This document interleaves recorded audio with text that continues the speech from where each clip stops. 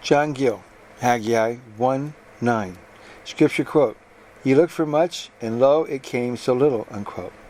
They looked for a large harvest, and very promising it was for a while, but in the end it came too little. It was a very small crop, very little was reaped and gathered in, or, in looking, he looked to increase.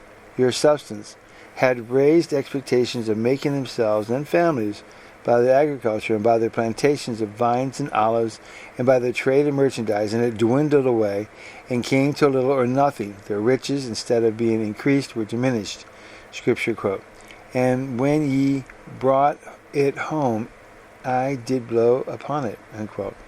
When they brought into their barns or houses the product of their land, labor, and merchandise, which was but little, the Lord blew a blast upon that little and brought rottenness and worms into it, as Jarkey, so that it was not a blessing to them but a curse, so the Targum interprets it. "Behold, I sent a curse upon it," or "I blew it away."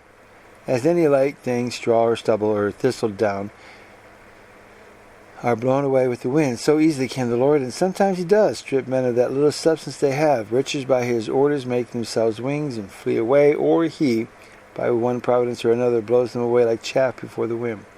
Scripture quote, "Why, saith the Lord of hosts," unquote. What was the cause and reason of this?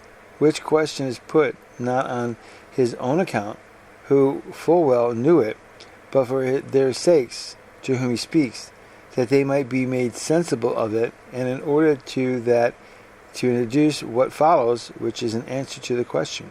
Scripture quote, "Because of mine house that is waste," unquote, which they suffered to lie waste, and did not concern themselves about the rebuilding of it. This the Lord resented, and for reason blasted all their labors. Scripture quote, "And ye run every man unto his own house," unquote.